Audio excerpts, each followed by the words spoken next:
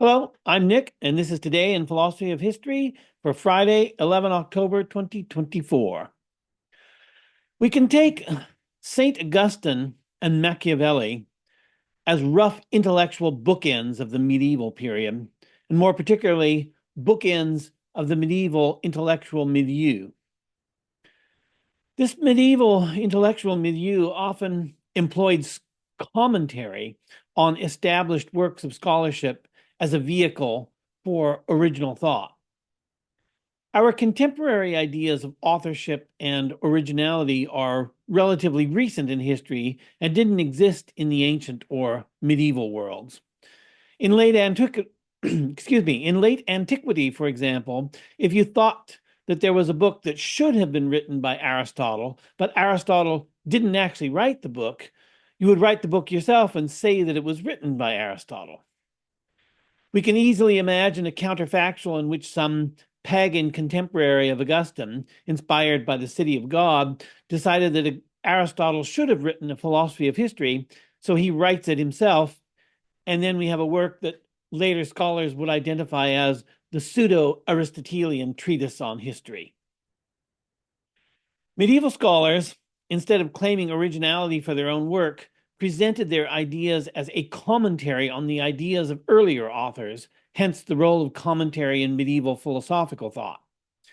Medieval philosophy was also primarily based in universities, like philosophy today, and in addition to commentaries, public disputations were held, sort of like seminars and conferences.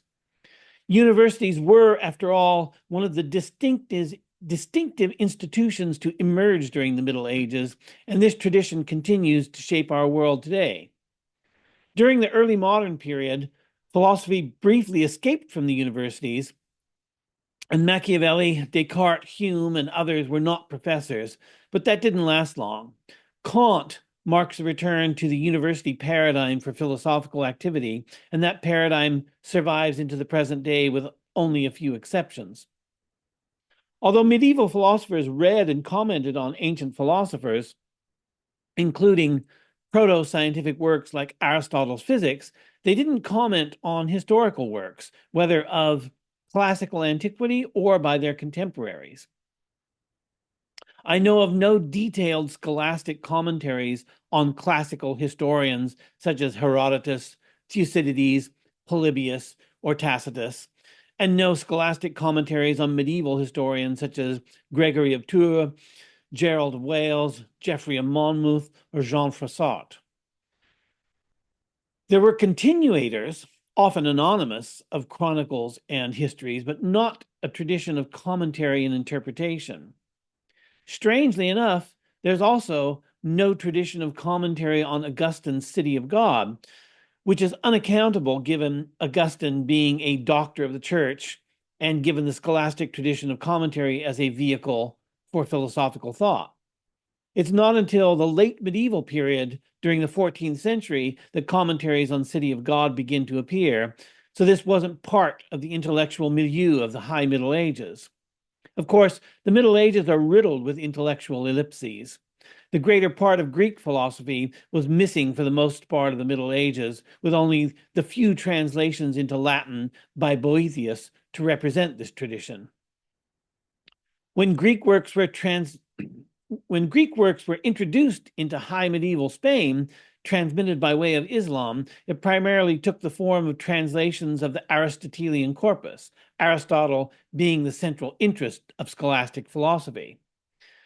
It was in the wake of these translations of Aristotle that the great scholastic synthesis of the 13th century was achieved.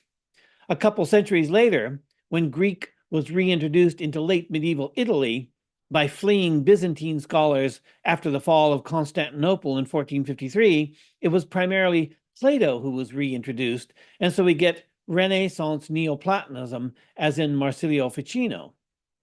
Historians weren't entirely neglected, but they re-entered intellectual life by way of the vita activa, not the vita contemplativa. In the early modern period, for example, Thucydides becomes a political influence, but his historiographical influence was minimal. This near absence of historiographical influence and of a philosophy of history to make sense of any historiographical influence wasn't exclusive to the early modern period or to the Middle Ages, as it can even be found to a certain extent in the ancient world. The absence of an explicitly formulated medieval philosophy of history, which could have taken the form of a commentary tradition on Augustine's City of God, doesn't really set the medieval world apart from classical antiquity.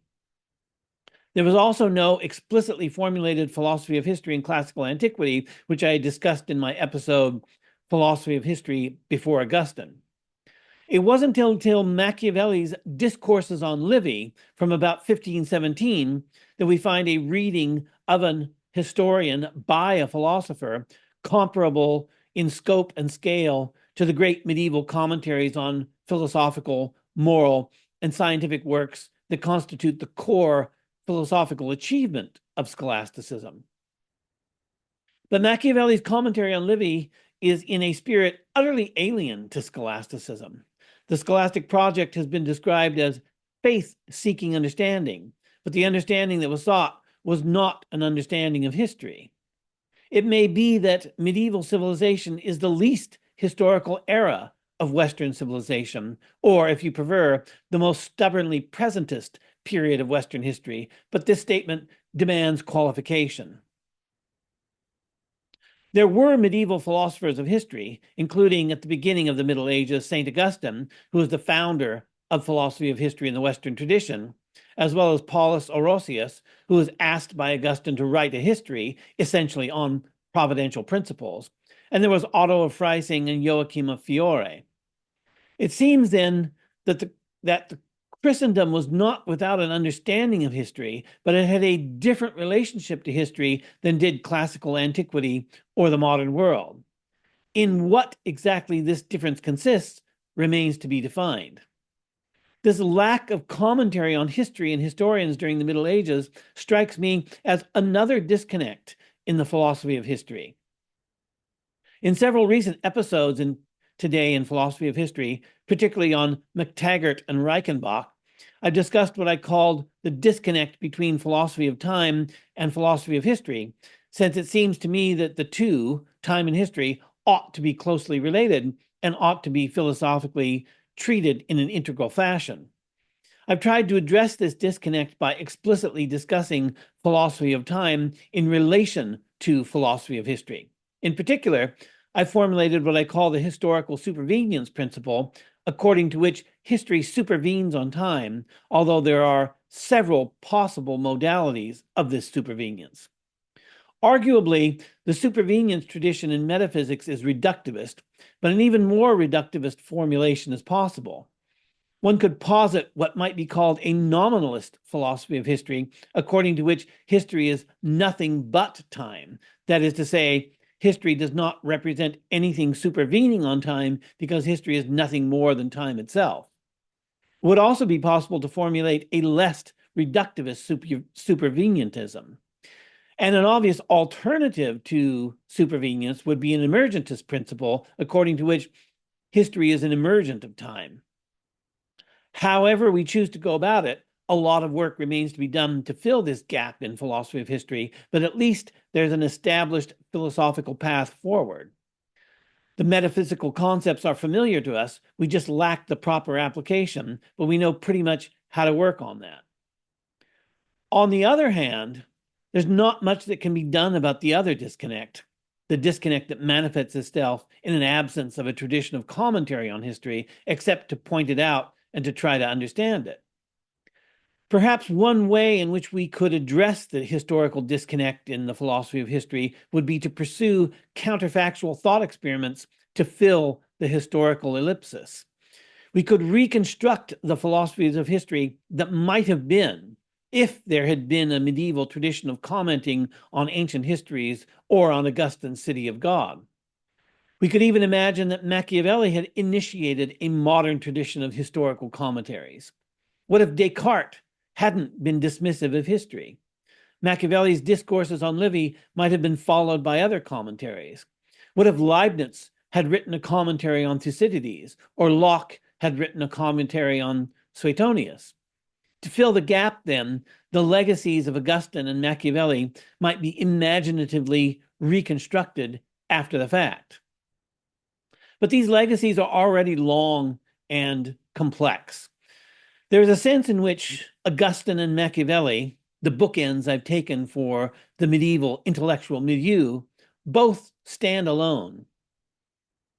Augustine single-handedly created philosophy of history, much as Aristotle single-handedly created logic.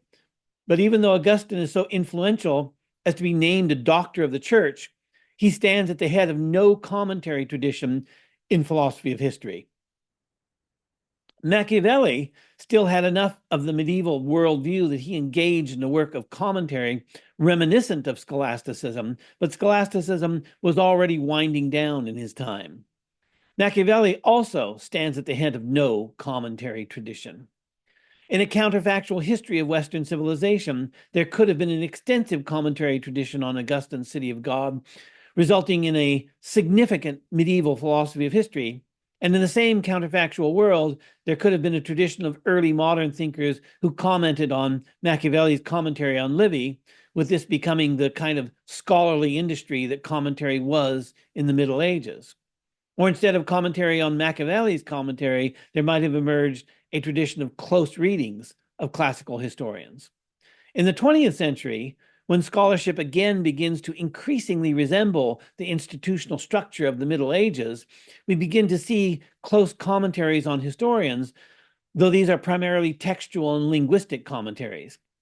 That is to say, the recent writers of historical commentaries aren't exactly using the tradition of commentary as a vehicle for advancing novel ideas. I'm not saying that these commentaries are unoriginal, only that their purpose is not the purpose that medieval scholastics had in mind when they wrote commentaries. Thanks for listening.